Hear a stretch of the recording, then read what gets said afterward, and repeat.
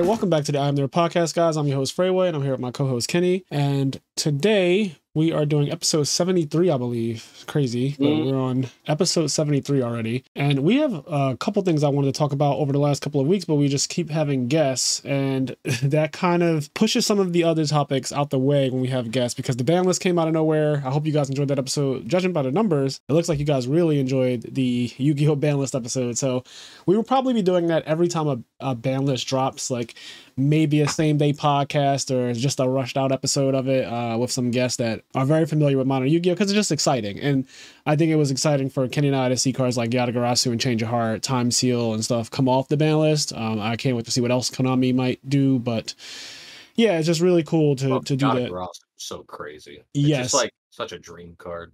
Yeah, there was a really funny post I saw on Zodiac Duelist yesterday. It was this long ass weird post that someone wrote, and it was like, you know, you worked really hard on your deck for like a month. You travel to nationals using a lot of the money that you don't have. You get there, and game one, you lose because of whatever. Game two, you know, you grind it out, but you end up coming back. And then game three, you open up your hand and you bricked. You pass, and your opponent goes, draw, summon Yatagarasu, attack. And it hits you right then and there that is the end of your tournament experience. It was like, but it doesn't stop there. A couple weeks later, you can't get over the tournament and you end up in the hospital falling very ill. And oh, damn. You start telling everybody about how you hate birds and you hate birds and shit. And on your deathbed, you hear the sound of a crow at your window banging on it that no one else can see. It's like everyone's asking you what's wrong and what's your final words, and you say fuck that bird, and you look over and you just see Yatagarasu kind of staring at you in from your hospital bed. So it was ridiculous, but it was actually just it was so funny. I really enjoy the Yu-Gi-Oh community when it comes to memes. It's one of the best meme communities to be a part of, honestly. So God is going to be there to ferry you to the underworld. Yeah, just like being tormented by this fucking bird. It was out of control. It was very well written and very long detail, but just a little summary of it. Anywho, we have so many things to talk about today. So we have some listener letters that I've been waiting to get out because they've been sitting in the inbox pretty much all of May, and they're both from Austin, who writes in periodically. So thank you for that, Austin. He had one on our episode 69, the Hentai in Class episode. So this one is pretty long. I'm just going to start off with this. So he says, so first thing about casual porn being pranks. In high school, we actually tricked a teacher to look up Two Girls, One Cup. Also in college, I would have one friend who would change everything on our laptop to Burt Reynolds on a bearskin rug, and had another guy meat spin us from on top of a church. Damn. I remember when Girls Gone Wild videos were a big thing back in the day. One birthday, I actually had a friend give me the Snoop one on VHS because I'm old as fuck. It was my go-to until my dad found it and never saw it again. That's because your dad was using it, Austin. I grew up in a very religious household, so I've gotten in my fair share of trouble just from looking. I actually used to help my ex with her OnlyFans, and it's definitely not for everyone. She could have easily made bank from it, but it's definitely one of those things where you actually have to put in the effort, like it's your main/only job, and she wasn't about that life. However, on the other side of it, I have subscribed to some old high school crushes that got hotter. I've legit thought about selling feet pics and putting my TCG player wish list up like girls who put up their Amazon wish list. Yeah, that shit always tends to work too. And he says, by the way, girls are way more horny than guys think. The nudes that guys get are usually the ones after they've sent them to their girlfriends to see which ones are best. Shout out to Reddit porn because you can save your favorite categories. Plus, there's a mix of GIFs, pics, and video all within.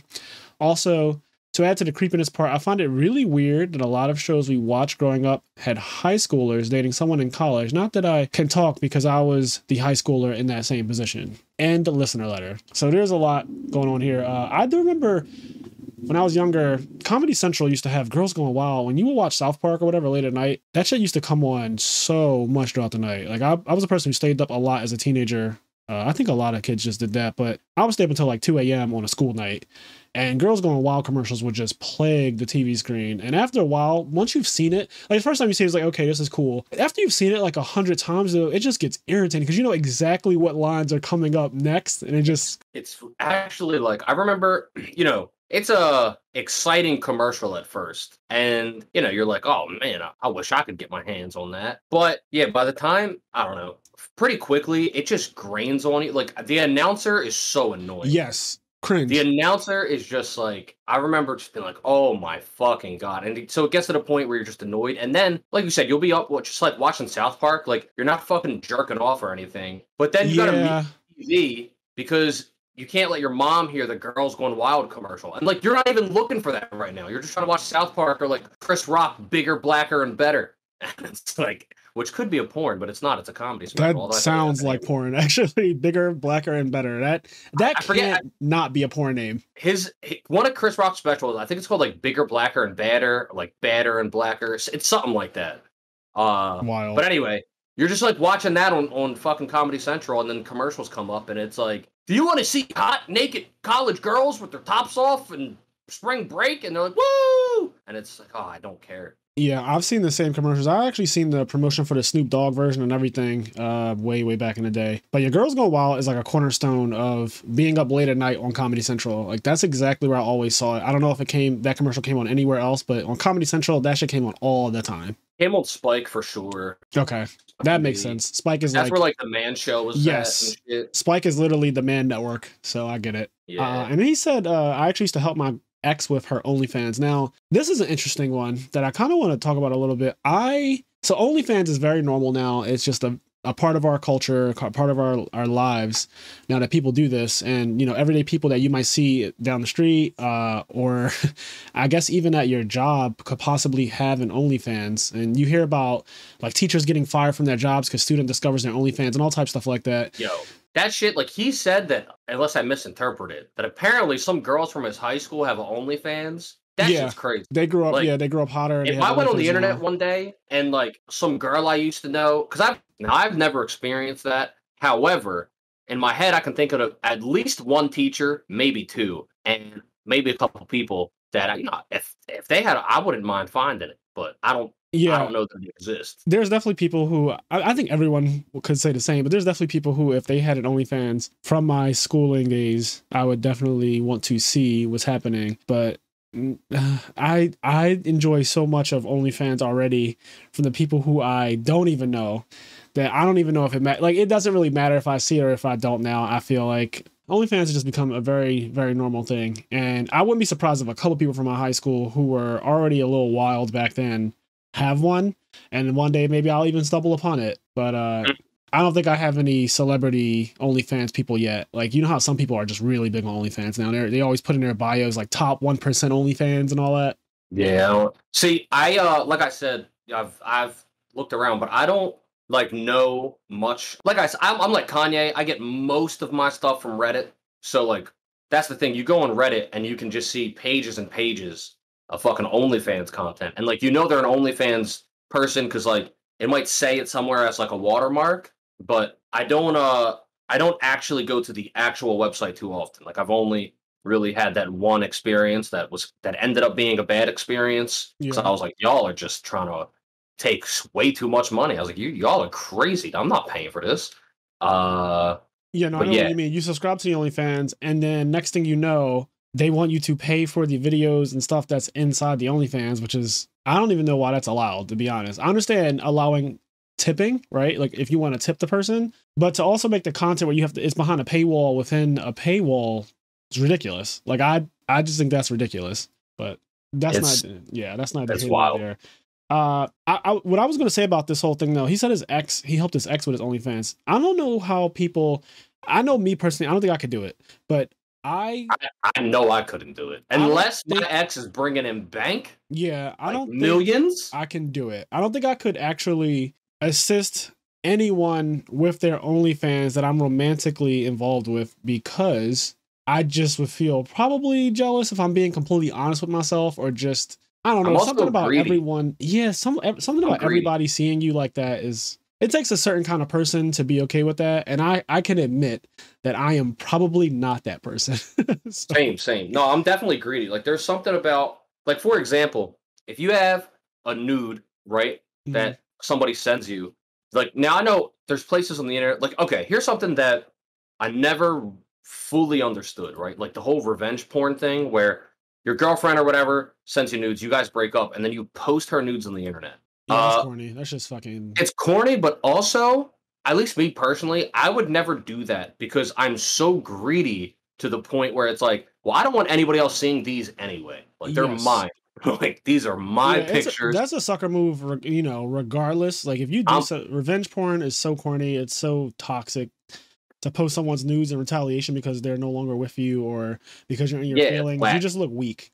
Like that is weak. But yeah, so I don't think, or I don't know, I'm gonna say I don't think. I know that I wouldn't be able to like help my girlfriend start her OnlyFans, right? Yeah. I wouldn't be able to do that. However, if I started dating a girl that already, I could start dating someone that already had an OnlyFans. So that's different, I think. I think it's different because I believe he said something about helping them start an OnlyFans as opposed to, you know, if you got with someone who already has an OnlyFans and they were forthcoming with that, like, hey, just so you know, before we go any further, like I do have an OnlyFans account. This is what I'm showing on OnlyFans. They let you know. If they were a stripper, like not even just OnlyFans, to make it like older, like stripper or porn star, whatever it is, right? Like I would be like obviously there's like some adjustment, but I could be like, all right, yeah, whatever. Yeah, like if that's what you, because you came into the relationship knowing that that's what they do.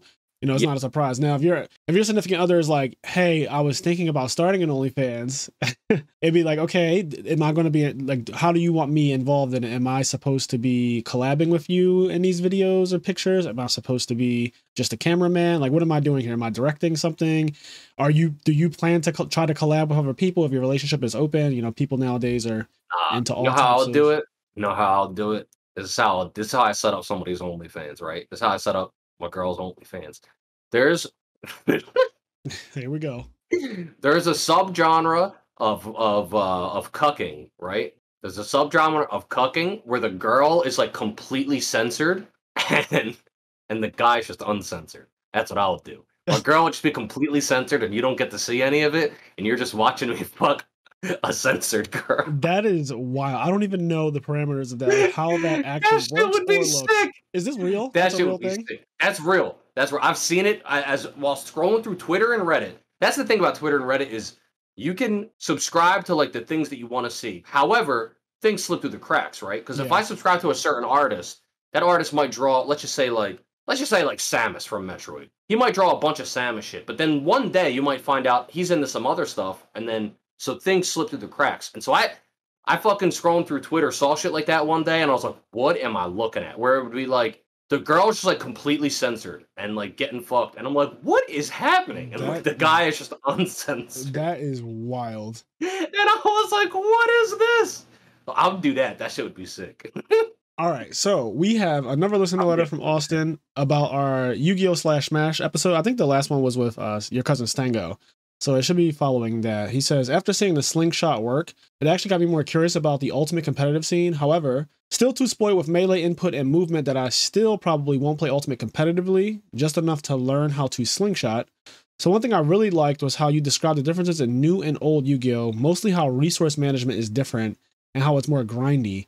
That back and forth is great and has definitely helped me with current Yu-Gi-Oh! But it's not the best for 40-minute round tournaments. Being able to scoop when you can't play through a board to not give your opponent any information has become a lot more common in current Yu-Gi-Oh! Also, the grind comes up a lot more with the same tier decks. I definitely understand the power creep being way too real, and the time rule is terrible. However, the game now has so many layers to it than previous formats, even though most decks all look like they run the same cards. Although seeing all these different engines fitting together reminds me a lot of Magic the Gathering. So yeah, that's I guess first thing about the slingshot. I do think that this is really cool. There hasn't been a major since the slingshot has been revealed, and all of the pros have been practicing it from what I understand. There's all these clips that I watch on YouTube now of them doing crazy slingshot shit. Void put out this crazy sheet clip that is so clean. And there's even a compilation video of just some of the wildest slingshot stuff on YouTube. So check that out if you guys are interested in it. But there's some stuff that just, I can't believe this one thing came out and it just enabled so many things that literally did not exist before. There's some really cool clips out there involving like Falcon Knees, Pikachu stuff, Palutena stuff, just all kinds of characters can do things that like Sora now has on Battlefield. Almost like, I don't want to call it an infinite, but he can carry you around the stage because of the slingshot. Yeah, and it's not an infinite, but it's like, I guess a ladder, right? Yeah, like he can what we ladder used to you. call ladders in Smash 4. It's not quite the same, but yeah, he can just bring you to top flop and kill you. Yeah, and it looks so clean. So I've seen a lot of those clips. So I'm interested in to see how the slingshot will be used in actual competitive play, because it'll still take a while to implement. I don't think that we're going to come right out the first major, which probably is next week, because it's been like 2 or 3 weeks since the last one. But I'm interested to see what happens with that.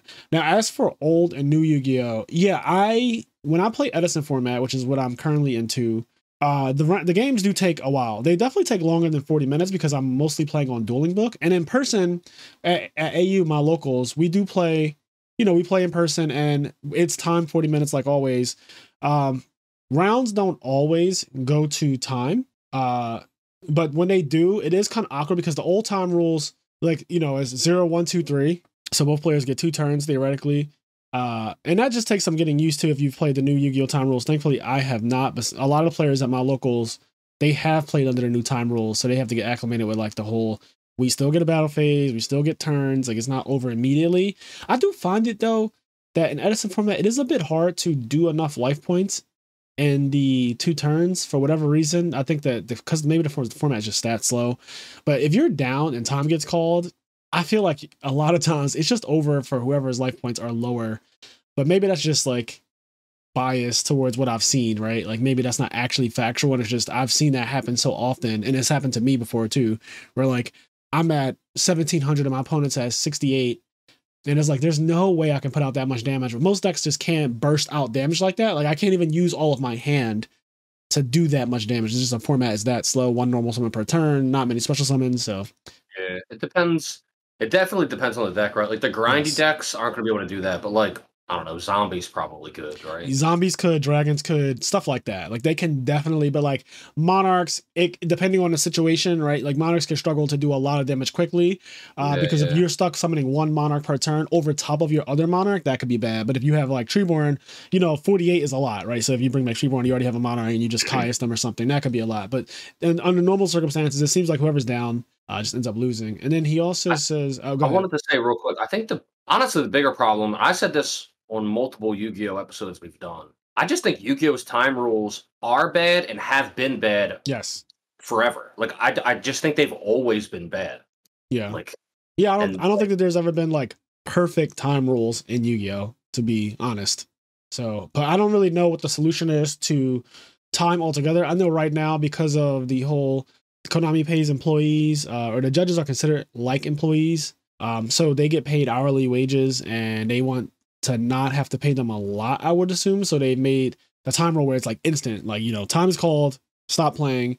This is the last phase of the game. You don't even get to your battle phase or the end of the turn, which I think that would solve the current time rules. I don't really care about solving the older one because unless old Yu-Gi-Oh really does become really, really big, it's whatever. And we're forced to play under the rule, whatever the rule was anyway, we're forced to play under it. It's not like we can say, oh, let's use current time rules with the old school thing. Yeah, it's also like, it's unfortunate because Yu-Gi-Oh is a children's card game, and there's a lot of people that play for competition and they want to be the best in the world, but it's also supposed to be a venue where like kids get to come together and play the game. Yeah. So for example, the tournament format can't really, like the Swiss format where you can just play 10 rounds and lose all 10 rounds, can't really change. And so that makes it so that like, it just makes it so that every round there's still so many people playing. Whereas like, I'm not saying double elimination would be perfect for Yu-Gi-Oh, but just as an example, after the second round, every round there's less people playing. Whereas in Swiss, like some people drop out when they lose 2 times, but some people just keep playing because like, why not?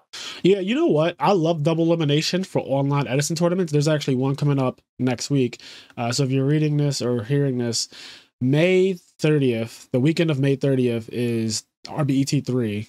And they do double elimination, which is so good only because if you lose twice, you can just go about your day and you do not have to worry about, oh, I'm X2. If I went out, maybe I can top. And like, if you do that, which I've gone 9-2 many times in my life and have not topped going 9-2, which fucking sucks. And you use your whole day doing that to find that you got 34th or 35th place. Both are things that have happened to me and probably a lot of other players. So it feels nice that once you lose twice in RBET tournaments, like they're double elim, you can just go, like it's a Saturday or Sunday, right? So you can just be like, I can still do whatever I want with my day. And I enjoy that a lot. Like I like knowing that I just got scraped and I can just go do something else. I will say, I don't think it works the same in person because if I flew out to Cali to play Yu-Gi-Oh, right? And let's say I am X2, I want the chance to top still. Like Yeah, of course. I still want that chance because X2s can top. So I still want the chance to top, but it is a little frustrating, you know, That's the thing. getting They it both over have their there. pros and cons, right? Like Yeah. both formats would have a pro and a con. Like another pro, just to double a limb is you don't really have to wait for each Yes. round. Like That is I can just, insane.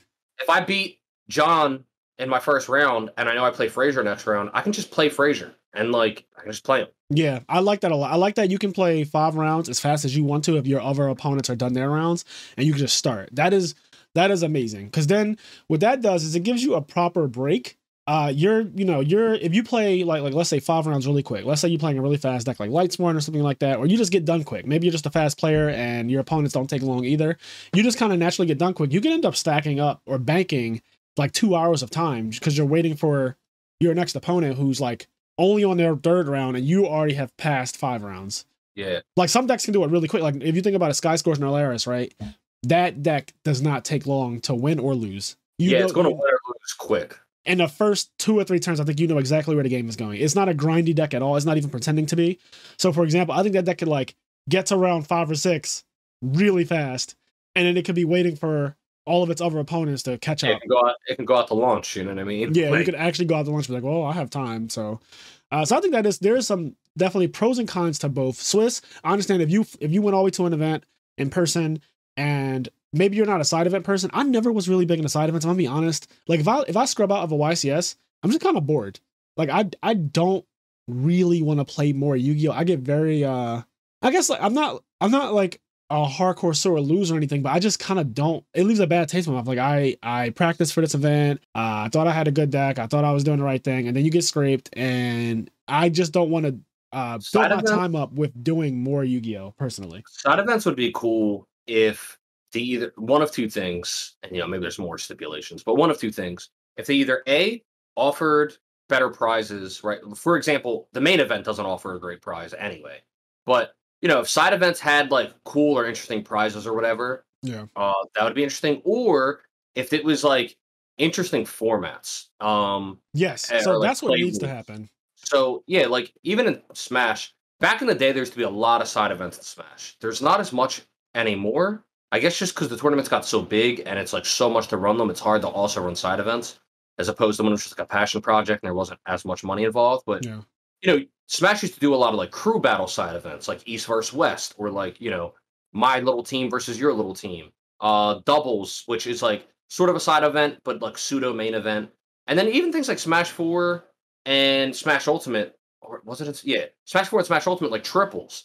Triples is a really cool idea, and it's been at some side events, and it's a fun thing to watch, and it's actually like a pretty cool and competitive game mode. It's just not really practiced that much because it's not a main event. But at things like SmashCon, there's really, really, really cool side events because they're interesting, different formats. And the Yu-Gi-Oh side events aren't usually that; they're just another tournament that's the same as the main tournament. Yeah, I know in the past they've had stuff where the Pegasus Cup or whatever, where while you're playing, they'll just be like freeze play. This turn, all attack position monsters are automatically destroyed. And like that shit just takes place immediately. That could be fun to people who like that chaoticness of it. Wild. I don't know if I'm down for Have you ever heard about that? You never heard about the those Not about that one. I've heard about it, and I've heard there was like some stuff, but like they do watch it. Much, but like that's great. Because for example, if it was like you go to an event and a side event and I'm just going to use the obvious elephant in the room, but if it was just like, oh, at this event, there's a format for Edison, or there's a format for fucking Atlanta. Yeah. Like that would be pretty cool. And they could even do even more creative things. Like if they had a side event that's just a complete, like for example, in Master Duel, how they have like fusion festivals. Yes. That is cool. That'd be really cool. Like all synchros, XYZs, etc. All of these are banned. You have to use like fusion-based decks, or if they had like a Yu-Gi-Oh GX festival at like side event at a YCS where it's like you can only use GX era cards, so like you can't even use cards from before GX or after GX. You know what I mean? Like shit like that could be interesting. Really, really mix it up. What would be necessary, because it's harder to do in person, and virtually you have this gigantic card pool and it's all there, and people don't always bring all of their cards. So I can see that being harder to do in person, but to entice people to actually plan it, the prize for those types of side events should be exclusive to that side event. That automatically will make a lot of people take it serious. So if you were like, you can only get this particular playmat or whatever Konami wants to give out, like I'm not gonna go as far as to say prize card because that would be ridiculous. But even though it wouldn't be ridiculous, they could do like, let's say they do a GX era side event. They could make like for the first one, the grand prize, like the super, like a prismatic rare Sparkman. Now I know nobody really doesn't care about Sparkman, but at the same time, it'd be like this exclusive event Sparkman. They would though. I promise you that. That would. I know they would. I know, but like, you know what I'm saying? Like, and that's what I mean too. That would be great. That would actually be a fantastic idea. You can give out a prize card that isn't something that is really played, but it's like a different rarity or alternate art. So like, let's say alternate art Stratos, and it comes in like this crazy rarity that you can only get from this side event, and that's it. Like you can't get it any other way. And they'll run a couple of them, you know, throughout that YCS and throughout the next one, so that way it's not like only one man has it, because that, you know, there might be like 20 of them in rotation. Something like that. Like, something that makes it pretty exclusive. It can actually fetch a decent price, and more importantly, I think the whole point is that people will take it serious, so they will actually prepare before the YCS because they know this is going to be a thing. I need to make a fusion-based deck only. Like my deck can't synchro, it can't exceed. It can't do anything else. It can just fusion as my extra deck cards, and that's it. And no link summon, no nothing. That would be really decent. I do like that. Like you using the Master Duels concepts that people are starting to already get used to and bringing it into reality. Yep. Yeah, as long as you market it and tell people beforehand, it should be fine. Yeah, and like, you know, not every... So another thing they do in Master Duels, they'll have like an exclusive ban list. So for example, like things like Pot of Extravagance or Pot of Prosperity are banned.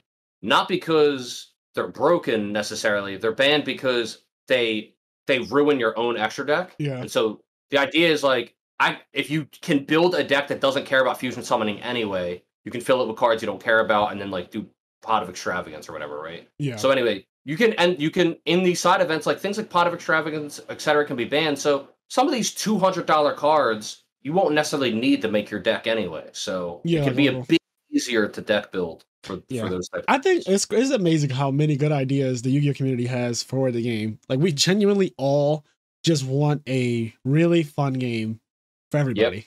We want there to be something for everybody who's ever played. So that way people who have quit or who want to quit or whatever, there's just something for everybody. Because again, I just never thought I'd be playing Yu-Gi-Oh again in my life, honestly. When I stopped playing, I was ready to be completely done. And I honestly did for over 5 years.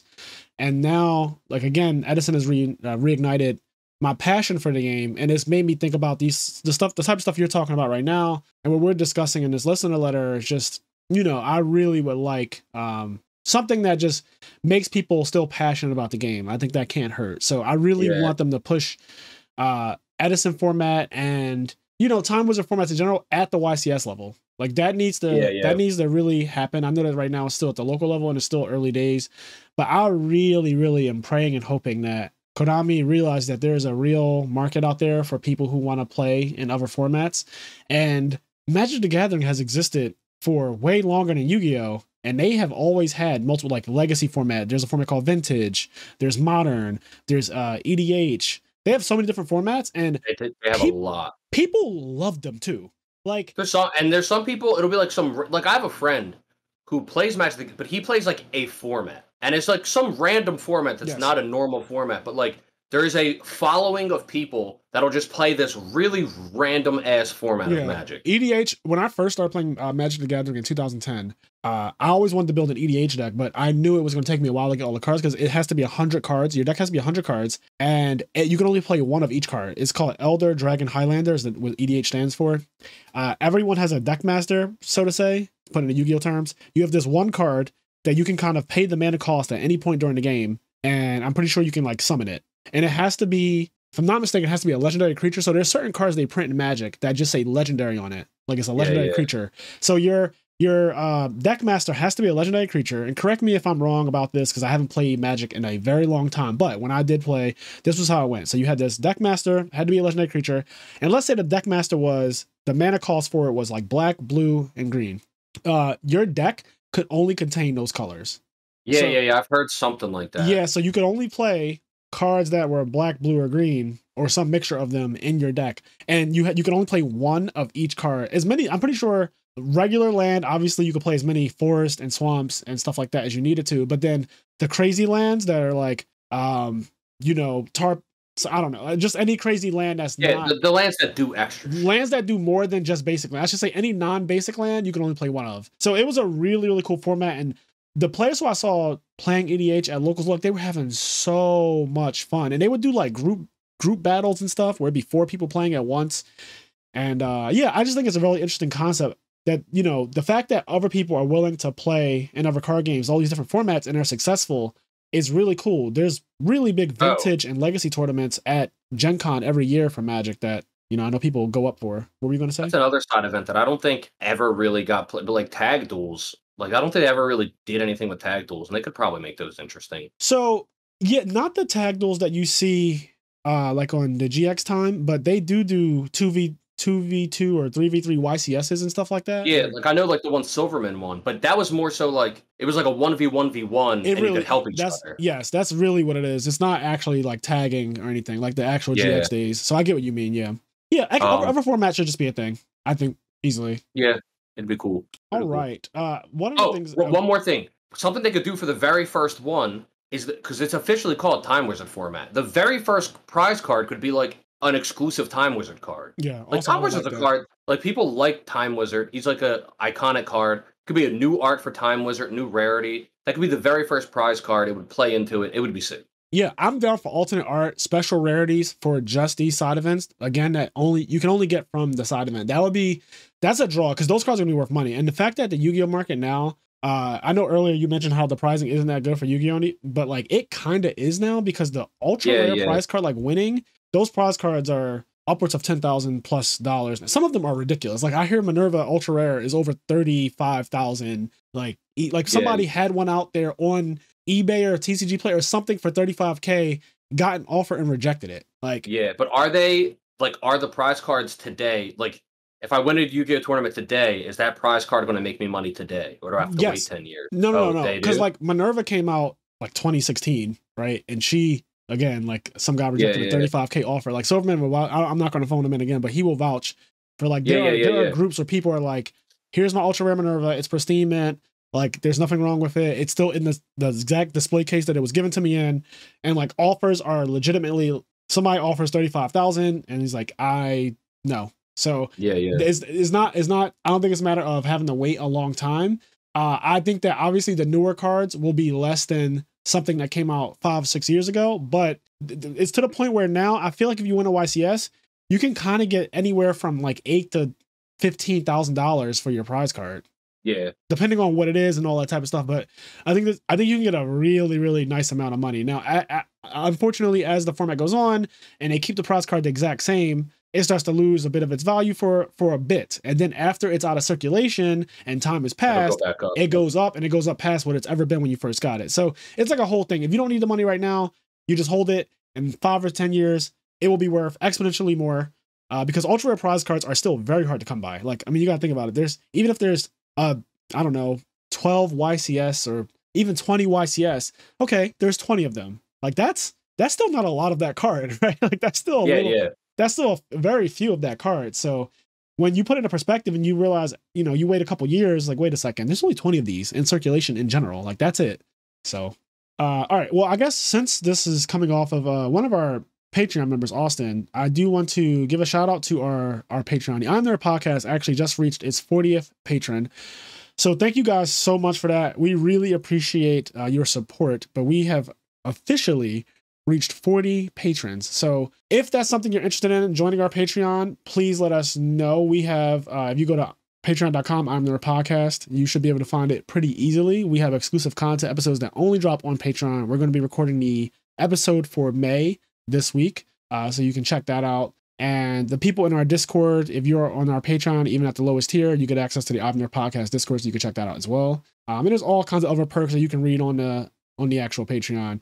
But to the people who have been with us and continue to help us grow, I just want to give you guys a shout out, as I always do. So the first ever patron, this is an order too of when people actually joined. So the first ever patron, we have Connie, Austin, Leon, Quest, Garen, Xavier, Hylian, TCG Automotive, Silver Chronic, Tyree Tinsley, Dimitri Barnes, Alexander Brissett, Vinny Casello, Game Freak Yoshi, Alex Flamer, Gabe Marini, Ari Reynolds, CJ, WK-1, Saul at Dabber's Gaming Cafe, Dan Varable, Dennis Milburn, Joseph Marcello, Scott Page, Red Vines, First to Home, Dallas Ferneris, Tom Wadabiki, S. Akuma, Mitchell Nels, Midwest Gaming, William Shapiro, Dimitri Safiridis, Chips, Vince Marquette, Dallas Bailey, KJ, Doc and Ziggy, Biz, and our newest and 40th patron, Roz Weiss. So thank you guys so much for joining our Patreon. As I always say, your support goes a long way. And it's just crazy that we've reached 40 people and the podcast is not even a year old. A lot of people I actually know, and then some of you I have not met in person, but I would love to. So if I ever attend a YCS or maybe the Yu-Gi-Oh! Championship in Chicago this year, I'm probably going to go to that. We can meet up and do like a little, I won't say a meet and greet, like something as formal as that. But if you see me at a YCS or whatever they're calling nationals this year, because I don't think it's called the WCQ but they're doing some kind of nationals event this year, and I might go to that in Chicago. So, you know, if we meet up at an event, that'd be really cool. Yeah, and a lot of people have told me when I went to the regional in Philly a couple weeks ago, and there's another one coming up, they told me that they really enjoyed the podcast, and I just like the fact that if you put it out there in the world, like people are going to fuck with it, and they're going to tell you if they like it or not. And I don't know, it's just amazing that we've gotten this far so quickly, honestly. Like the podcast started July 15th, I think, July 15th, 2021.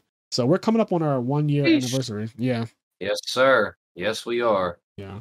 Also, I just want to give a shout out to Saul, who, again, as I said in the last episode, but I'll just reiterate, he has a card game accessories business, and it's called Dank Ritual. And I posted a picture of it on my Facebook. It's like a deck box and play mats that they have. It's the gigantic double deck boxes that have like really cool art. When you open them, the art extends out. If you want to see what this looks like, go on my Facebook. You can look through the pictures. But I posted that, and people were asking me about like, how does the cloth playmat feel? How's the deck box? I like both of them a lot. Like I love the deck box. In fact, people at my local have asked me like, how much did you pay for that? Like, how much is that? Like, where can I get that? And I've told them exactly where to go. So go to dankritual.com to find it. And yeah, check that out if you're into that. The cloth playmats feel really nice. And the deck box to me is just, I really, really enjoy it. So that deck box is now just a deck box I'm going to be using for a while, because I switch my deck box like once every 3 years or something. Like even when I used to play, I used to use the same deck box for a very long time. I guess you just kind of grow attached to it. Yeah. So I really like this one. I have the pink one. It's really, really nice. Like it's very, very nice. So check that out. Again, Dank Ritual.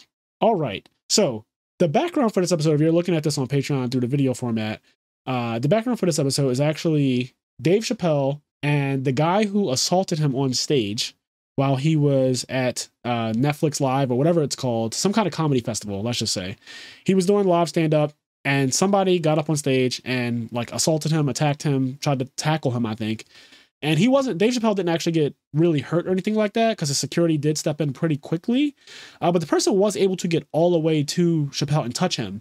And yeah, I mean, Chappelle's just like, I heard some people say the guy had a gun. I'm assuming he didn't, but like, if the guy had a gun or a knife or was just slightly more better with coordination, like he was able to get to him quick enough. Like security didn't stop him from getting to Chappelle. He got to physically touch him. Yes.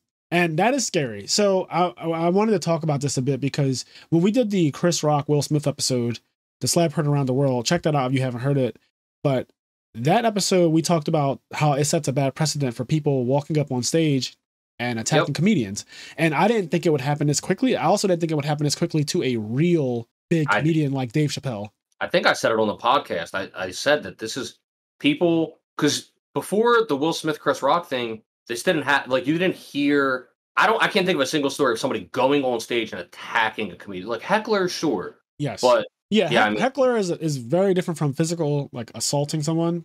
And the guy did have a weapon. They said he had like a bayonet or something, which is crazy. But you know, he made some kind of weapon. I don't know. He had a weapon. He could have done a lot worse than what actually occurred, and that is very fucking scary.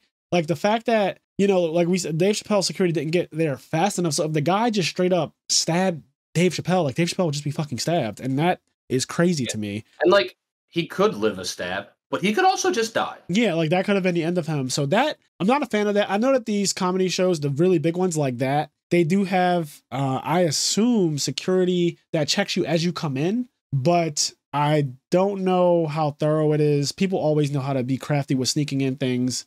You see leaked footage of comedy specials that shouldn't exist because people have to put their phones away, but somehow you still end up seeing leaked footage of certain jokes.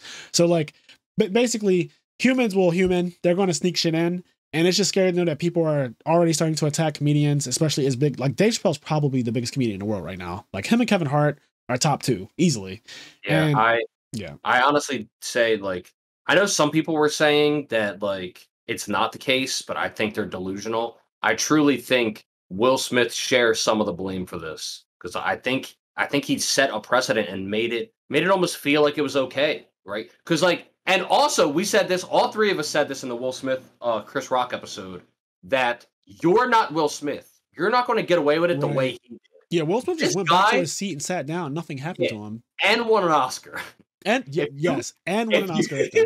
If you see the picture of this guy, my man's arm looks like it goes in 4 directions. Like, it is crazy the ass whooping he got. Yeah, just Google Dave Chappelle attacked on stage, and literally that, you will see all these pictures of the actual guy who did it and how fucked up he got from Dave's security. They mangled him. He has one eye completely shut. Under that eye is super bruised and like you can see it dry blood. His arm, one of his arms is literally bent backwards. It's broken in so many different ways. It's crazy. And he's on a stretcher. He's on a stretcher. Wild. His shoulder, his arm, and his nose. Up. His nose is bloody. He's his lips, everything. Like he's fucked up. Like they fucked him up bad. But I think that, you know, as cool as it is to show this guy got his ass beat really bad, I don't think that's gonna be enough of a deterrent. One, he's still alive, and I don't want anybody to get killed. He's still alive, and he kind of got away with it because he did fully get to touch Dave Chappelle. Like he fully got to do that's something the to Dave part. Chappelle. That is the part that really is triggering is to me is that how easy it was, and this is what's happening. It's showing people that it's possible. It's showing people that you can just run up on stage and security might not get there for a good 10 seconds. You got a good 10 seconds to do something crazy. It's just really, really bad that you realize that somebody as big as Dave Chappelle is that easy to touch. There used to be a prestige or a mystique. It's interesting, like there's a mystique to the Oscars. There's this idea that there's a mystique to the stage itself. Like to the stage, there's no way you could get all the way up. You know what I mean? Yeah. But like you can. Yes. And you can get all the way up there, and you can successfully pull it off before they get you. So like that mystique's been kind of broken. And I know Chappelle, he took it kind of well, but it doesn't make it okay. Yeah. And there was like people there, like I think Chris Rock was there. Like Chris Rock, Jamie Foxx was there. Somebody else was there too. Like there was a couple big names there that like laughed and went on stage with him. Yeah, and I mean some of the other comedians when Will Smith did what he did, a lot of other comedians did speak out about, you know, this happening going forward. You know, some of them were like about it, saying, you know, if you run up on stage on me, this is what's going to happen. But I think that at the end of the day, no one's really prepared for that situation in reality. It's just because it's not something that you see normally.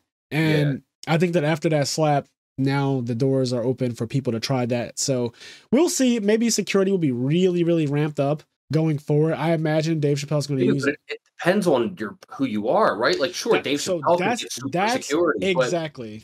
Not every comedian can do that. Yeah, that's another thing that sucks. So if a comedian makes a joke that somebody doesn't like, are they just supposed to expect to be physically assaulted because someone didn't like what they heard? Like, is that where we're at? You know what I mean? Like, because that seems ridiculous to me that you go to a comedy show and they might make a joke about something that you didn't care for. And it could be anything. Like, I know that they talk about Dave Chappelle all the time, talking about LGBT stuff, but like, there's all kinds of jokes that people find offensive because anyone can be offended by anything. And you can't tell a person how to feel. I get that. But there's an amazing episode of Comedians in Cars Getting Coffee. It's Seinfeld's show. It's Seinfeld. He gets various comedians. They always drive in a different car and they hang out. There's an episode with Steve Harvey on it. And they talk about how Steve Harvey said a joke one time where he creates these fictional characters. And basically, I think the joke had something to do with like somebody drunk driving and like drunk driving in a car crash, right? Yeah. That's not race, that's not sexuality, that's not religion, that's not all of these things. But even that joke got somebody to come super offended, to yell at him, and to the point where he got so much flack over it, if I remember correctly, that he ended up having to publicly apologize. And it's like, that's such a non-specific joke, but like the point is anything you say will offend someone because you just have every circumstance ever has happened to someone. So like you're gonna say a joke, it's gonna offend somebody, and then like you're gonna be dealing with shit. Steve Harvey said if I didn't have a talk show, I wouldn't have apologized. But because I'm part of daytime television, etc., he was like, fuck it, I just apologized. But he was like, if I was a pure stand-up, I would have told her, watch what I say tomorrow. Yes. But the point is, anybody can be offended by anything. And so it's just not fair to place all these crazy rules on comedians and then for them to also expect to get just assaulted for words. It's just. Yeah, you just should. I don't think you should be assaulted for doing a comedy show. If you showed up to my comedy show, I just think that's a bit ridiculous, right? To go to something and be like, I don't like the outcome, so I'm going to attack the person. You know, that's just fucking insane. That is insane. That's a mental health issues right there. Like that, if you think that that's okay, like you have issues, period. That's it. Yeah. So that, I just wanted to get that out. I've been wanting to talk about that because it happened so fast, technically, after Will Smith and Chris Rock.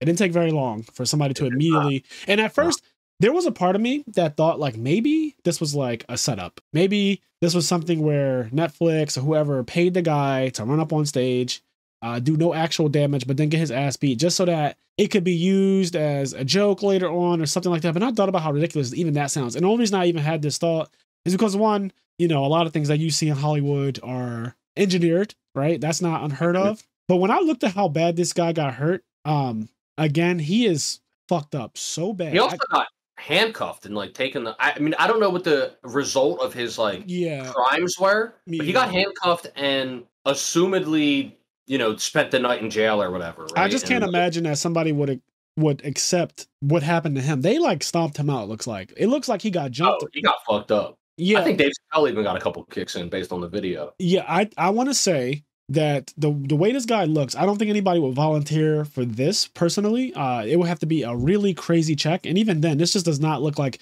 something that I would want to partake in unless, I guess, millions of dollars. But you know, again, who's doing all of that? He's not getting millions. That's the thing, though, right? Like he's not even getting millions of dollars. But that's the thing. I think the conclusion is it's not fake. Yeah, I agree. But I did see that that's what people thought. Like, oh, this is so staged. You know, that's the first thing people just like. Okay, when Will Smith slapped Chris Rock, I thought that shit was staged. Like, I thought it was staged until I saw the video. Until I saw the video where he said, "Keep my wife's name out your fucking mouth." That's when it became real. But before that, when he walked up, slapped him, then like, you know, he did the little thing with his jacket and then turned around, walked away. Every moment of that I thought was staged. Like I thought every part of it, the sound it made, the way Chris Rock kind of like, you know, jerked from the hit. And then Will Smith kind of walked away. It looked like he was smiling still to me to this day. Like it just kind of looks like he had a smirk on his face. I thought the whole thing was a joke. I was like, oh, this is a skit. This is like a stage thing, whatever. And then it didn't become real until I saw the unedited version where he gets back to a seat and starts screaming and everyone's quiet. And it became extremely awkward. Yeah. So, you know, I could see how, you know, people might think like something like this is staged. And that's what I saw a lot in the comments. But then again, after looking at the way they did this guy afterwards, I just don't think that that's the case. I think that this is very real. I think that somebody was crazy. They also said this guy wrote a Dave Chappelle song way back when on SoundCloud. So he is. That's the scary thing about fame. Like there's those people that like fanatics. They fucking fall in love with you and then like they want to kill you and kill themselves. And like, it's Stan. Like, relax, please relax. Take it back to the song. Yeah, if he wrote into Dave Chappelle and Dave Chappelle never answered him back, he becomes Stan. Yeah, I think there was even, I can't remember her name, but there was a female YouTuber, I want to say, years ago that got shot or shot at by one of her fans. And like, she was like just a YouTuber. She was a pretty popular female YouTuber. And then I think she went to like an event and then like one of her fans shot her out of like fandom. Or some crazy shit. Like, there's just some crazy shit out there. Yeah, you hear about stuff like that. There was a meet and greet where this one girl from American Idol, I believe, she was pretty famous too. I want to say her name was like Christina Perry or something like that. I can't remember, but she got killed at a meet and greet because some guy, some lunatic, walked up to her at the meet and greet and shot her. And then he killed himself. I'm pretty sure that's how it went. But yes, essentially, some crazed guy who just was obsessed with this girl, this singer, decided to, in a weird way, he believes that I'm going to have you forever because we both died together. It's sick. It's fucking sick. And people have the same type of notions with anyone who's famous. So Dave Chappelle's no different. But whether they want to hurt him, just for the sake of hurting him because they think that they're doing some kind of justice for the world, or they want to hurt him out of some weird sick obsession with the person. And I don't understand it because I'm not mentally ill, but hurt them to prove that they can, right? Like there's also a possibility that like, oh, I can just get up on stage and do it. You know what I mean? Like, because people are going to believe that going forward. They're like, oh, this is not hard to do. Like I saw now 2 people do it. One was Will Smith, which at the time is like, okay, that's Will Smith though. He can do that. But the second one is like, you're a regular random ass person that walked up on stage against Dave Chappelle of all people and fucking assaulted him. So yeah, it's crazy, crazy times.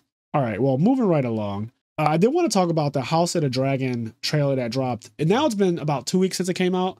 We were going to do this episode a little while ago, but I want to talk about it because it looks so good. And I think it's coming out in August, which is great because I also heard a rumor, like right after that trailer came out. I don't know if it's a rumor, it might just be true, that apparently season 2 has already been like funded and confirmed, and like season 2 of House of the Dragon, I think is either already filmed or started filming. I heard something even more ridiculous, but I heard that it's going to be like 5 seasons, and that's great. I want it to be long. Like I don't want this to be a 1 or 3 season show. I want this to go on for a good amount of time because I love Game of Thrones, and I actually started rewatching Game of Thrones like last week, and I have been in love with it. I'm only on season 2, episode 1 of my rewatch, and I enjoy it so much because of how the pacing of the show was at the time, the acting, the lines. And I read the books, and all of the lines in season 1 and season 2, a lot of them are verbatim from the book. Like, I mean, literally, they did not change a word that Tyrion Lannister says in the actual novels to the show. That's how, like, I love knowing that. Like, it's exactly taken from the book, word for word. But yeah, season 1 and season 2, season 3, season 4, season 5,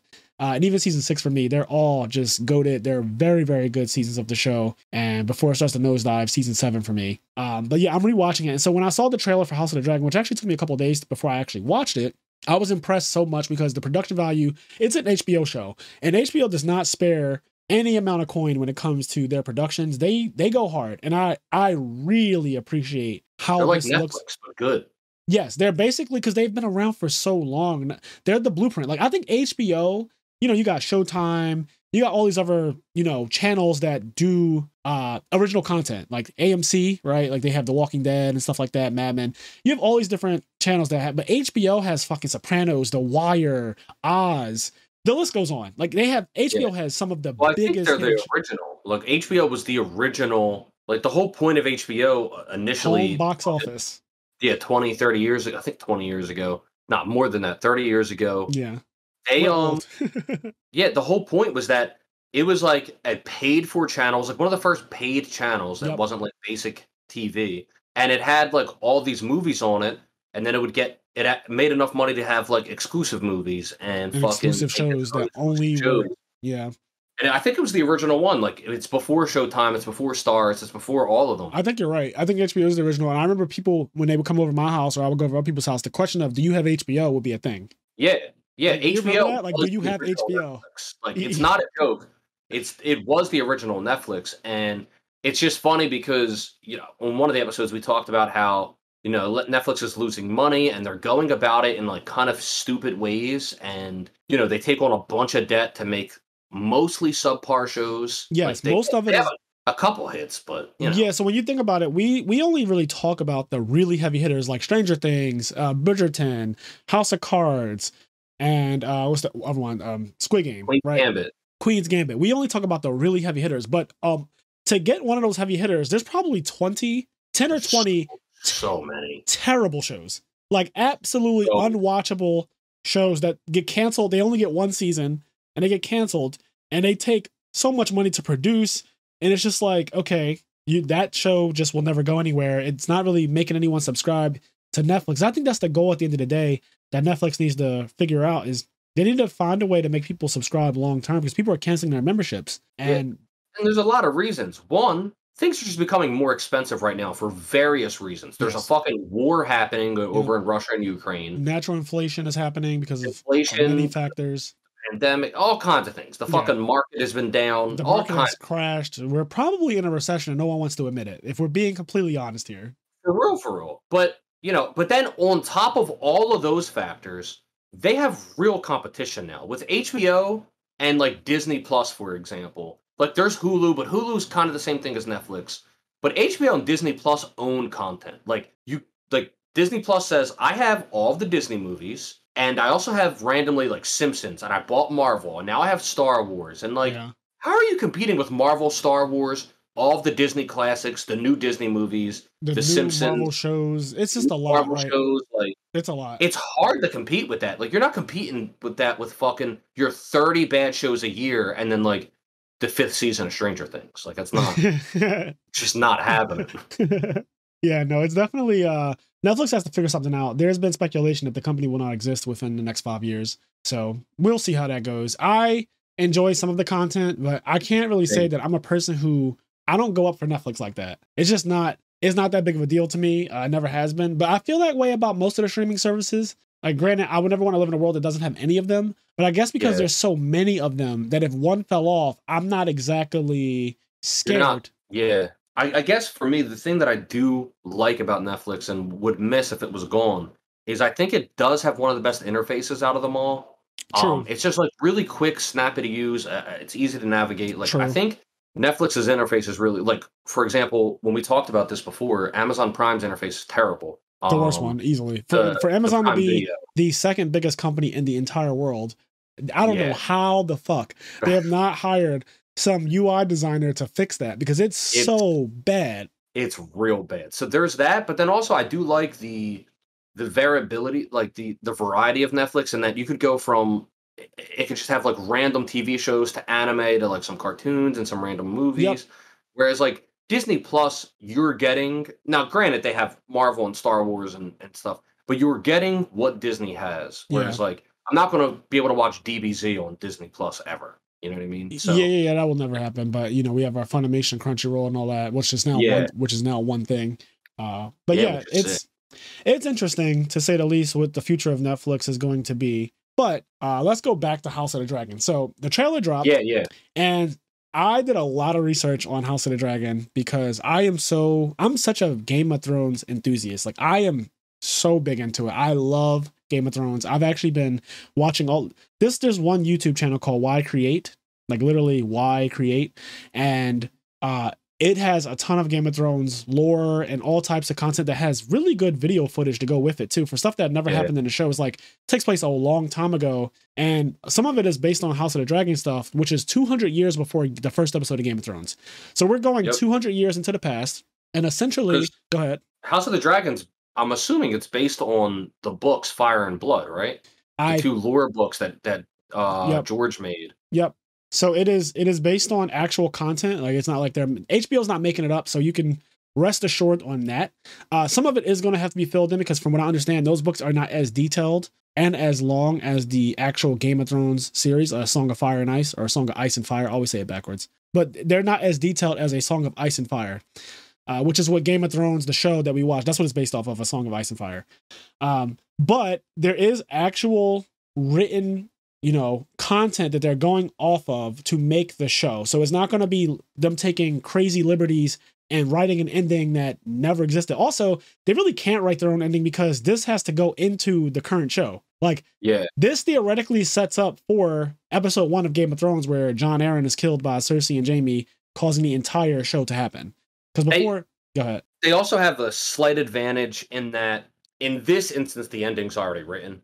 Whereas, like, in the defense, although I don't think it's defensible because I think that they're kind of stupid, in the defense of the showrunners of the first show, they made like the conscious effort to like do things for shock value and to like switch things up or whatever. But in their defense, there wasn't a real ending written. Right. Whereas for Fire and Blood, those lore books are written. What the end of the Targaryens and what leads into the start of Song of Ice and Fire, like, is all decided. So, yeah, there is no ending to the actual story for the original Game of Thrones show still. So they just made one up. And, apparently George R.R. Martin did tell them what the ending was. I don't know how much detail. That's still not confirmed. I don't know what liberties they were told they were allowed to take. I don't know if he agreed after they filmed it, if that was like exactly how he wanted it to go. But I can't imagine it is, even if he backtracks and says so. There's video footage. There's video footage of George saying that HBO was like they could have done like there's video footage of George saying like they could have did more seasons. Yeah. I wanted them to do more seasons. HBO wanted them to do more seasons. They didn't want to do more seasons. Yeah. So the show could have gone longer for sure. I in my head, right? In my head, I cannot imagine how I don't know. I think that had to be such a cash cow for HBO, Game of Thrones. I cannot imagine them wanting to end it early. I always think that they didn't. There's a reason why they're making this. You know what I mean? Like, there's a reason why House of the Dragon's getting made. But like, Kenny, they could have just kept going with Game of Thrones. Like, the show did not have to end abruptly like it did. It just ended so abruptly. Like, if you look at the end of season 5, where Jon Snow gets killed by the Night's Watch, that's like the last scene is him dying. That's the last thing that happens in the novels too. Like, that's the last thing in the books. So I just don't think that they had to rush to give us what they ended up giving us those next 3 seasons, like 6, 7, and 8. I just don't get it. It also, what's the point in the show, right? Okay, when they bring Jon back, Jon dies. So now we know for a fact, most people knew before the show did it, but it's known for a fact now that Jon is going to come back to life in the books, whenever that book gets written. In the books, here's the point. What has Jon done since coming back to life that it even matters that he came back to life? Like, I don't really feel like now that the show's done, like, they just squandered his character and they squandered his story. They did. His story was set up to be so big in Game of Thrones after he died and came back. I thought that it was going to be, you thought he was Azor Ahai. You thought that he was the prince that was promised. That's pretty much what they have been setting him up to be. And he's also a Targaryen, which is super interesting. He was able to ride a dragon, which is also insane. So many things they set up for this character, and it didn't go anywhere. He didn't defeat the Night King. Like, he ended up going back to the Night's Watch at the end of the show. Like, didn't he go back to the Night's Watch? Didn't he pledge? He takes his vows again. If I remember correctly, at the end of the show, he just goes north of the wall, and he's like, "I'm fucking off." He just fucks off. Yeah, he just goes north of the wall and fucks off. Like, I'm just not a fan. I feel like he rejoined the Night's Watch, which is wild. Like, I feel like he took the black again. Yeah, and then but he didn't stay. They didn't stay at the wall. I think they just went north to live like north of the wall. Sure, and he just fucked off. Even still, it's just like where his character arc went. All the stuff that he did not do that I thought would have been really cool. Like, he killed Daenerys Targaryen, which I can see that being the actual ending, but just not the way they got to it. I think my problem with Game of Thrones' ending is always going to be, I don't mind the ending itself, like what happened. What happened is Daenerys goes mad. She becomes the Mad Queen, like her father, and then she's killed by someone like Jon Snow, who's not technically, but literally her nephew. Her nephew, yeah. Yeah. So I'm not mad at that at all, if that is the actual ending that George R. R. Martin wanted it to be, because, there have been little illusions here and there about her going mad. There have been times when Tyrion has had to talk her down from burning cities and children and shit to the ground. Like, she wanted to go and burn cities, and he's like, "You will be no different than your father." And then she comes to her senses every time. But her initial thought was, if she didn't heed counsel, she would have done it. And I think that was the thing Tyrion always stressed, is that if you did not take counsel, you would be no different than your father. Because that's what her dad just did not listen to anyone. He was like, "No, I'm going to do this." And no one could say anything. He's like, "Well, the king fucking said do it, so I guess we're going to do it." And Jaime stabbed him in the back. So I don't mind if the real ending of Game of Thrones was always intended that Daenerys would fall into madness eventually over time. But they just has to get us there. Yeah, they just rushed it in a way that was unbelievable. So House of the Dragon is 200 years before Game of Thrones, and it is based around the Targaryen family. There are a lot of them now. It's not just Daenerys and her brother Viserys. There are tons, and there are tons of dragons too, like tens. I won't say hundreds, but there are, let's say, over 30 dragons in House of the Dragon 200 years ago. And there are a lot of people who can ride them. A lot of Targaryens can ride them. And House of the Dragon storyline focuses around Rhaenyra and Daemon. Rhaenyra is the daughter of the current king in the show. At the time, his name is actually Viserys, which is the same exact name as Daenerys' brother in Game of Thrones. Yep. It's very confusing with the Targaryen naming conventions. They name everyone the same. Like Rhaegar, Viserys, they're used many times throughout the lineage. If you look at the family tree of the Targaryens, you hear the same exact 10 names over and over. You know what I love about that, though? Go ahead. So there's like a rule in writing, because I've watched a bunch of like George R. R. Martin interviews and stuff, and he talks about how, especially when he's first coming up, I think he wrote the first book in 91, 92, and obviously he wrote things before that. He wrote short stories, and he has like some books before Song of Ice and Fire. But there's like a rule in writing that in your book, you never have more than one major character share like the same letter of their name. So, for example, you wouldn't necessarily want a John, a Jake, and a Joe as all main characters of the Right. show. You want essentially all of the main characters to have their first name to have a different first letter. And so when he was writing a Song of Ice and Fire, he was like, well, I'm going to have more than 26 characters. Like, that's not going to happen. Yeah. And then it's just cool because he really, it's also not realistic. He really wanted to build like this huge world with history and all of these other things. So like, it's not realistic for every character to be a completely unique name. Some people are just going to be Joe, and there's going to be more than one Joe. Yeah, and that's you're just how going to have to real deal with life it. is too. It's not like this is something that doesn't happen in actual reality, right? I am Yeah. I am Fraser Smith III. I am literally Fraser Smith III. My dad and my You're the grandfather. third in just your family. Fraser and Smith are already common names. Yes. You know what I mean? Like, there's another Fraser Smith that isn't part of your family. No, actually there is, because on Facebook he actually befriended me and I accepted it like 10 years ago. He's some white guy who fishes. Shout out to the other That's Fraser amazing. Smith. That's amazing. But yeah, so there. Anyways, they have a lot of the same names. So you hear Aegon, right? Aegon the First, which is the one who actually conquered all of Westeros when he first landed. And then there's like a bunch of other Aegons. There's a bunch of Viserys. So the current king in House of Dragon, when the show starts, is Viserys the First. And then he has a daughter named Rhaenyra. Now, in the history of the Targaryens, that just fucked me up bad, but in the history of the Targaryens, there's never been a woman who rules and sits on the Iron Throne. And he decided, because he didn't have any male children, right? So the current king has no male heirs. He decided to name his daughter Rhaenyra as the next queen of the Seven Kingdoms when he passes.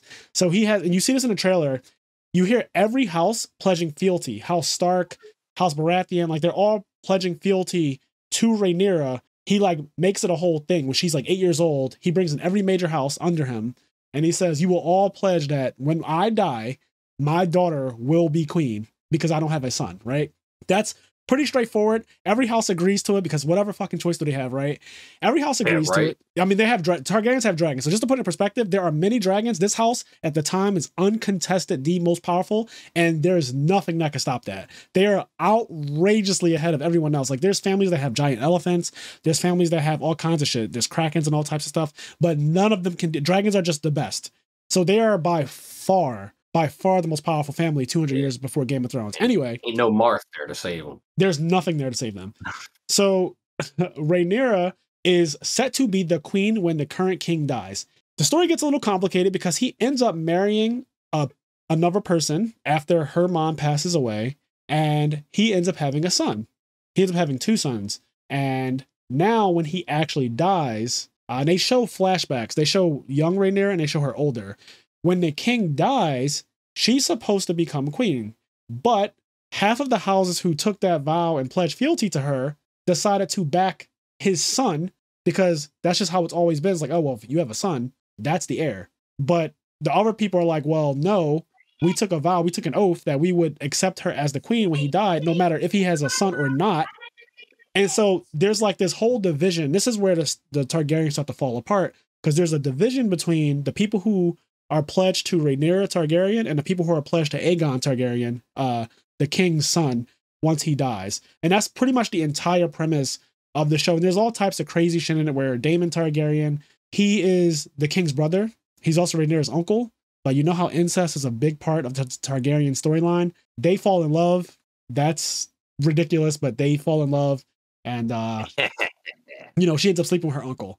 So there's a lot going on here. Yeah. Her uncle marries her because her uncle marries her and takes her virginity. Supposedly it's still not confirmed if he takes it or not, but Game of Thrones is wild. It is wild, but he takes her virginity and he gets exiled by the king because, you know, it's kind of crazy if your brother fucks your daughter, but it's even crazier because that's not even an issue for the Targaryens. It's just that he didn't ask.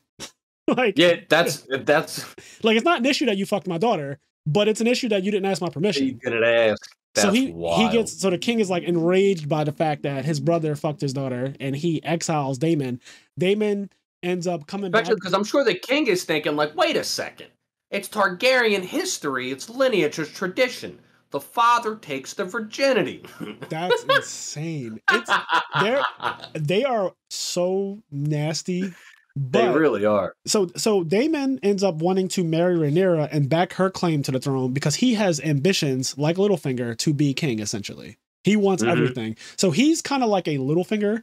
He's called the Rogue Prince, is like one of the monikers that he goes by. And he's a really cool character because he doesn't like the rules. He's kind of a rock star type of guy. Like he likes to party. He likes to fuck a bunch of whores. He's always in Flea Bottom, for example, the same place that like Robert Baratheon used to go and fathered a bunch of bastards.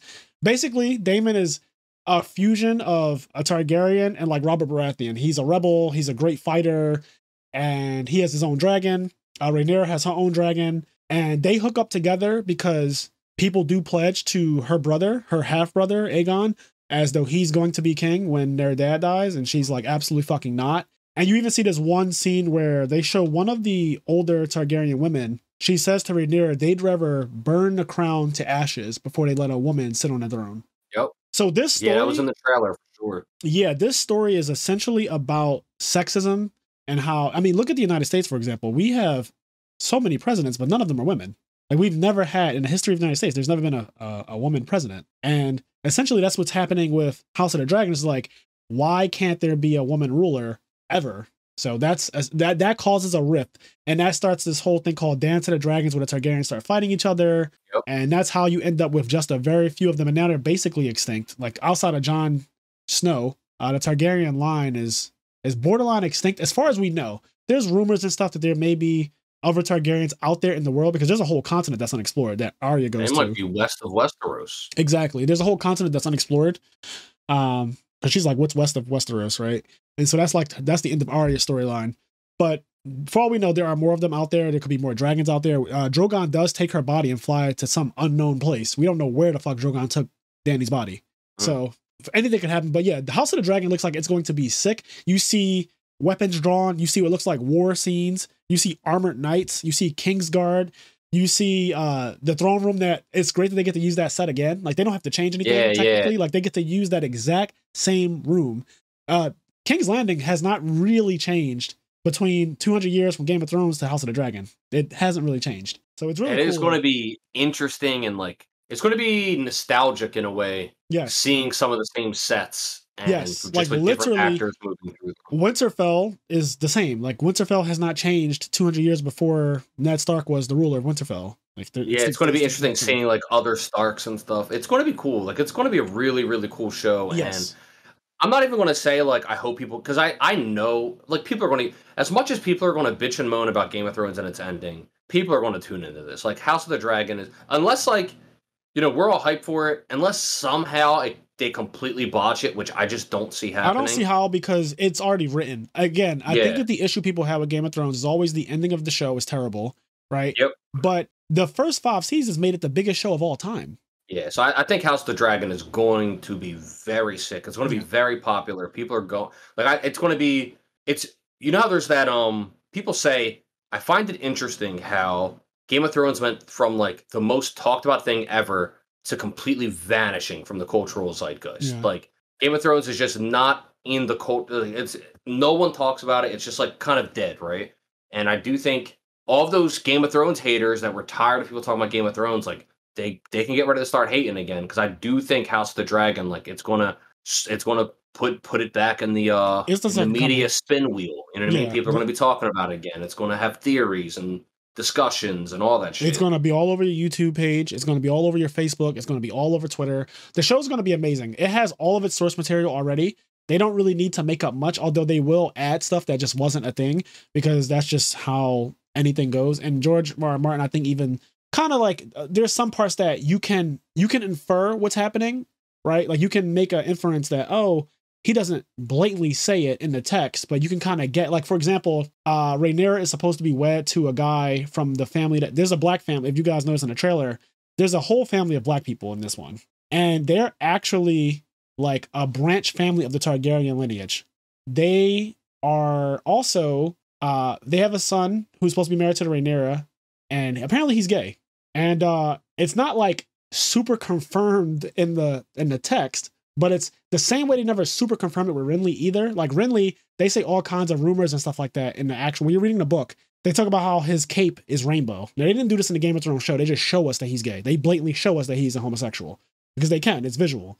in the novels, you never like see Renly having sex with a man, but there's all of these hints towards him being a homosexual. He talk about how his nails are always done perfectly, and how he's always looking at himself in the mirror, and how he's always staring at men longer than a man should, and how his cape rides in the battle on a unicorn. I made that one up. I mean, they do say, but there's jokes and quips about stuff like that. Like his horse is white, and like all kinds of, and he's fond of the Tyrell. Who's the one? Loras Tyrell. Yeah. He's like very fond of him, and all kinds of stuff that they insinuate. So you can get, when you're reading it as an adult, right? You know, you understand certain subtext, and it's like, okay, they're going to do the same exact thing. They're going to be able to expand on scenes that you never actually see. Another thing that's cool about the books is I don't really think the way they show, like when Catelyn Stark goes to visit Stannis Baratheon, you know that he gets Renly gets killed by, I'm sorry, she goes to visit Renly, and Renly gets killed by a shadow that was born out of Melisandre and all that stuff. That part, we get to see a visual of it in the show. They do describe it in the book because you read from Catelyn's chapter, but they don't, like, seeing it is way different than the way she describes it. She's like, some fucking black shadowy figure came up, and in a second, it pierced his armor, like through his neck. It pierced his armor, and then I just saw a river of blood coming through. I didn't know what happened, basically. But then you see it in the show. It's like a fucking demon child that stabs him. Yeah, that whole thing.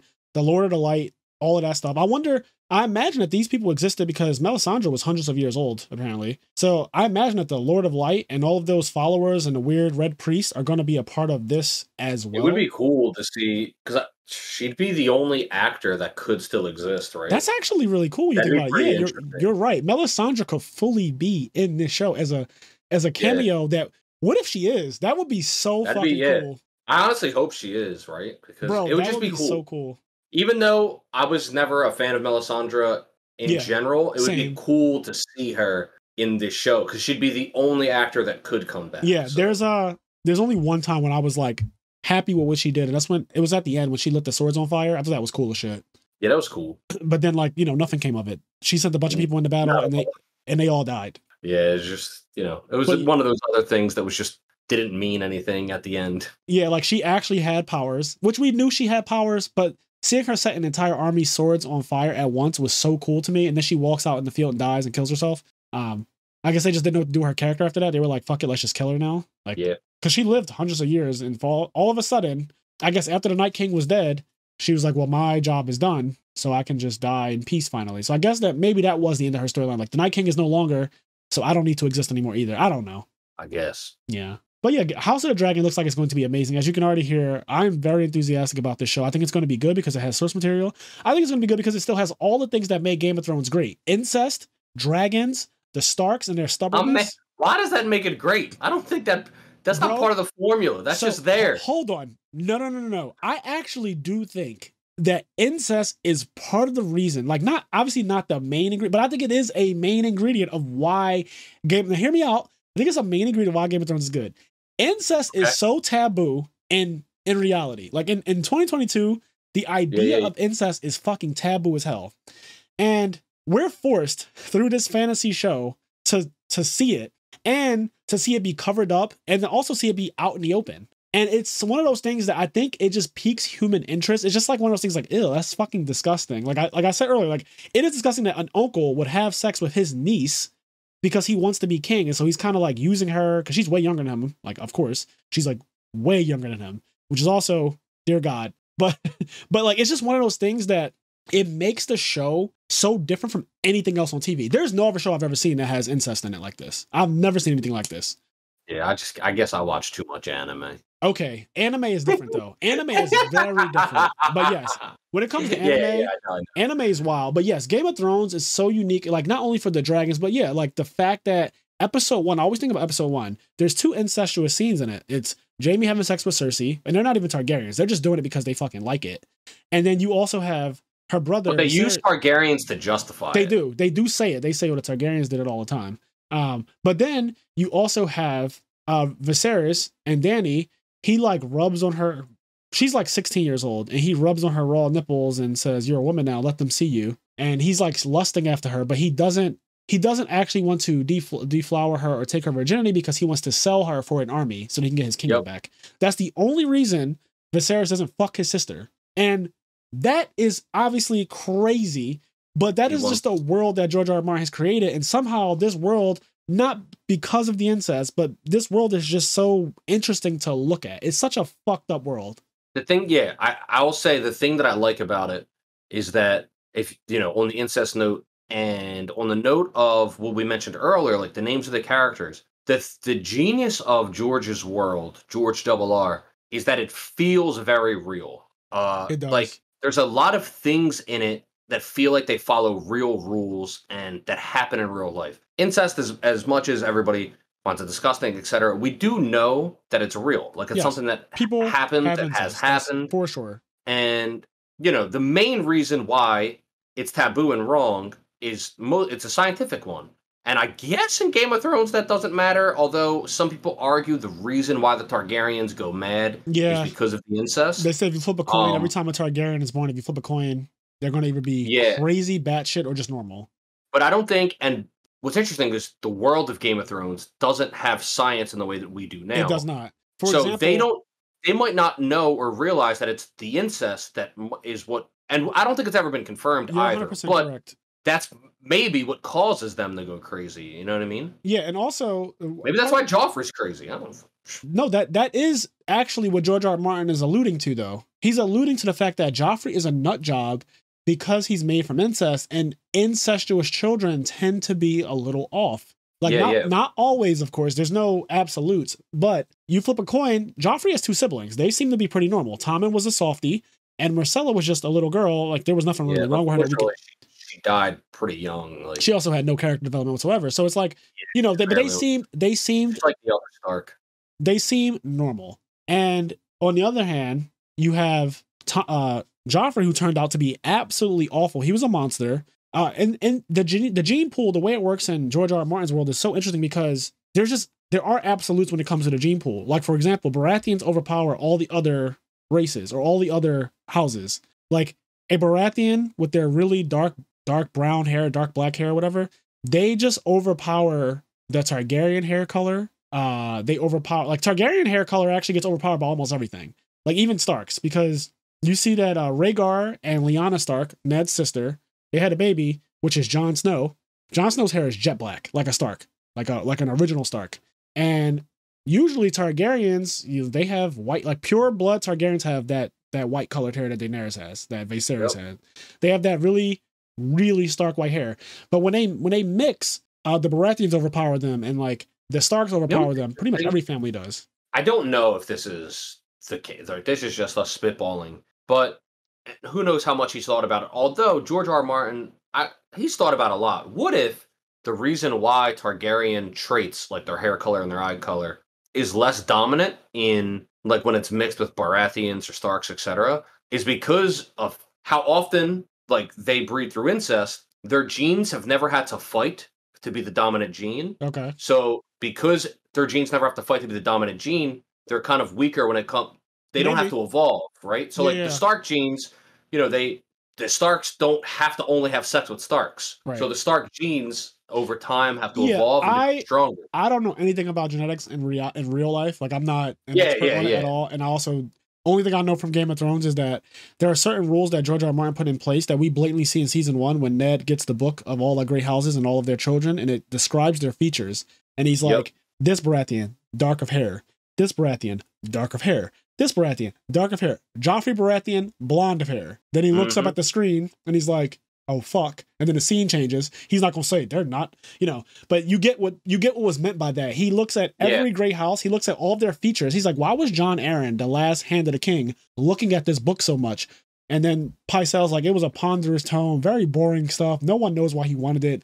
And then it's actually cool how Ned plays detective in season 1. And he's going around, he finds the bastard children of Robert Baratheon, and eventually he realizes what's going on. He realizes that there was incest. He realizes that's what his son must have seen. He realizes the entire premise of what happened, but unfortunately he gets his head cut off.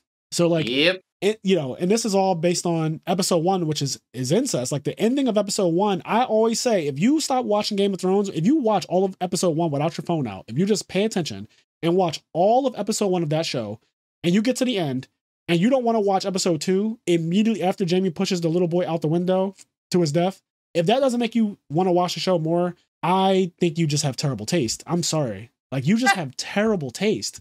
Like, you just have terrible taste. Like, you just have to accept the fact that you just don't have good taste. Like, it just, I don't know. It's just such an interesting thing. Like, so many things happen in episode 1. Like, so many things. So, and because I just restarted the show, I'm very privy to a lot of it. And something that I want to say for another episode, because there's just not enough time to do it in this episode, because I have a lot to say about it, is I want to just talk about Game of Thrones misplays. Because this is, at the end of the day, like Cersei says, season 1, when you play the Game of Thrones, you either win or you die. There is no middle ground. This is truly a game, and it is set up as a game. The show's name is so good because when you watch it, knowing everything that happens, right? So I've seen the entire show many times, and because of that, I'm able to watch it from episode 1, part 1.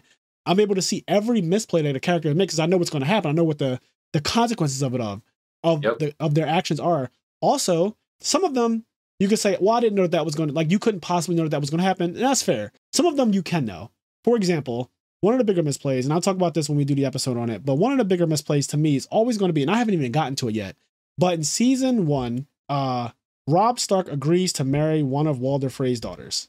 In season 1, okay? He sends his mom to go treat with Walder Frey, and he basically berates her for a long time, but she comes back, she says, okay, he agreed that he'll let us pass, because they need to get past in order to win this war. So Walder Frey agrees to let them pass with the, I want you to have one of your sons marry one of my daughters. That is the criteria for you to pass this bridge.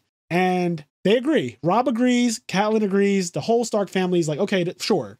Later on, in like season 2, Robb comes across some random chick and marries her and completely says, fuck it, to the deal he made with Walder Frey to pass the bridge. And this bites him in the ass because now Walder Frey's pissed off and he sides with the Lannisters, which most likely would not have happened if he kept up his vows. So he broke a vow and he was killed for it. And that kind of fucked the Starks really bad. Like there's only 3 of them left. There's like Arya, Sansa, and Jon Snow. Those only ones. What's weird / interesting about that too is okay, first of all, he could have just married that daughter and just had that other girl as a whore. Which is not unheard of. It's not unheard of at all. But then somebody might argue, well, Robb wouldn't do that because he has honor. He wouldn't have her as a whore. Ned would do that either, so that's true. You double argue, how much honor does he have? He broke the fucking vow that he made. Exactly. So it can go back and forth, and it's such an interesting conversation. And again, this is only one misplay. There are so many misplays. Catelyn Stark has a ton of them. Like a ton. Littlefinger has a ton of them. Like Daenerys has a ton of them. Ned Stark has probably the most, and he only was in for 1 season. He had so many chances. Every time I watch season 1, I think about how many different things he could have done, and any one of them would have changed everything. There was not telling Cersei that he found out, just telling Robert Baratheon himself, never letting her know that he found out about the incest, never having done that. Or when Littlefinger offered him the throne, he could have for sure said, you know what, I'm down. I'll take the crown. And then once he was king, he could have done whatever he wanted. He could have been like, okay, I stepped down, but I'm making this person the king. And the whole realm would have had to agree with it because that's just what happens when you're the king. But he never got to actually sit atop the Iron Throne, so he never got to make any rules. And there's just a bunch of things. He was offered the gold cloaks at one point. And just, there's just so many misplays, man. Robb Stark makes so many misplays too. He sends off Theon Greyjoy back to his house when his mom advised him not to do so because Theon's father, was an open rebellion against the Starks and the crown at one point, and they had to be crushed. And they took Theon as basically a prisoner. So sending him back home is not a good idea because you're literally sending him to his family and your enemies. These people are your enemies. The Starks and the Greyjoys will never get along, ever. They killed Theon's brothers in that rebellion, and they left him with only Yara Greyjoy and Theon Greyjoy, and they took Theon Greyjoy, so he has no heirs. They killed 2 sons and took the 3rd. He has no heirs. So there's just so many misplays, and I can do an entire episode on this, discussing it with Kenny, who's also seen the show a couple times. And it's so interesting that it's called a Game of Thrones because there's so many people who played the game incorrectly, and no one plays any game perfectly. But that's what makes the show so good, is all of the misplays in the show. So yeah, all the little tiny things that it's man, if only you thought about this a little differently, or you heeded this advice. Because sometimes it's people tell you, with Robb, his mom told him, and he just didn't listen because the other girl was hot. That's literally all it was. She was just fucking hot. And I get it. Pussy will make you do some crazy things, but But like she's just hot. Like she can be one of your whores. She can literally be one, especially in those times. It was so common to just have a whore. Yeah. Or a concubine or whatever you want to call a mistress. That's the word, mistress. Yeah, well, that's the current word, but back then they were whores. That's what they were called in that time. No. They do call them mistresses in Game of Thrones too. They have Whores. the word. Okay. Okay. No. Whores. But I get what you mean. Like at the end of the day, I mean, if you're having yes. Okay. Yeah, it's not. The thing is, Rob was semantics anyway. It's all semantics. Rob was a great overall. He really was a good military general. Yes, he won every battle. Yeah, and like Tywin gave Rob legit respect. Like Rob knew what he was doing, but he made one really stupid military mistake, and that mistake was made through his penis, and it was like that got him killed and just ruined his rebellion. Mom killed, like his direwolf killed. Honestly, I'm dreading. It got his whore and his baby killed. Her, she was pregnant. Like I forgot about that, but yeah, that scene. I'm dreading getting back to that point because right now Rob is still alive. I'm in early season 2, so he's still very alive, and I like his character. I like his actor. Same. I think his actor he's one of the most beautiful. That guy is beautiful, but like I really, really like Rob's character. But that one thing that he does, like there's so many honorable scenes that he has where you can see Ned Stark in him, right? Like you can see the Ned in him. I also like that he's a no bullshit kind of guy. Like there's one of the Umbers says something to him about, I'm not going to listen to some child or whatever. And he's like, I'll fucking do this to you. And then the direwolf jumps across the table and bites his fingers off. Yeah. And then he stands up laughing because he gets Rob. Essentially, he earns the respect. Rob earns his respect, essentially, is what happens. And Rob spares his life, too, because at the time, he could have just had him killed for that. That was treasonous, what the guy said, Lord Umber. But Rob says, Lord Umber just offered to cut my meat or something like that. Some weird line. And they all start laughing. Yeah.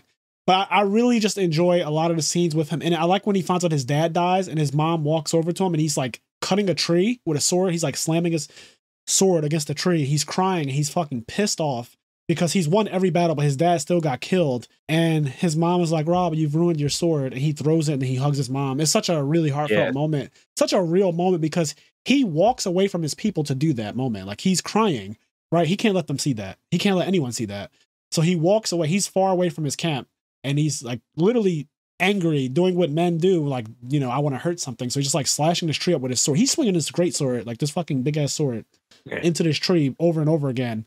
It's just, I don't know. There's just a lot of cool scenes with him in it. He's just a really dope character, but he makes one mistake. And Tywin, being the mature, genius military general that he is, capitalizes on that mistake so quickly. Yep. Yeah, Tywin won the war with letters. He didn't win any battles. He won the entire war against the Starks. He won with diplomacy, which is very interesting. Yeah, he really did. He wrote a couple letters. He sent a couple ravens, and that literally won the war. A couple ravens. So, yeah, I want to talk about all the misplays. I mean, even Tywin has misplays, right? As smart as he is, he still liked whores, apparently, which is like, he's a hypocrite. So, one of the last things I guess we could talk about, you know what? How about we just save this for another time? I was going to talk about some other stuff. There's some other topics that I want to dive into, but we're already at an hour and 42 minutes right now. After editing, it'll probably be at least over an hour and a half. So let's just actually end it here. We can have another general discussion episode coming up. Our next episode, though, guys, is going to be on Doctor Strange, Multiverse of Madness. We're going to have a special guest again, Anthony Simpson, who joins us every once in a while. So that'll be coming up next. And yeah, then we'll just kind of go from there. We still have a bunch of stuff we want to get out. But yeah, next episode will be Doctor Strange, which came out earlier in the month. And it's great because we're doing a podcast on it at the end of the month, which gives a lot of you guys a chance to have seen it, hopefully. If you haven't seen it, here's your chance to see it before the episode comes out, which will probably be Thursday, the following Thursday. So yeah, I hope you guys enjoyed this episode. And yeah, as I always say, do the things that make you happy. Peace and be blessed. Unless the thing that makes you happy is incest. Yes, please do not. All right.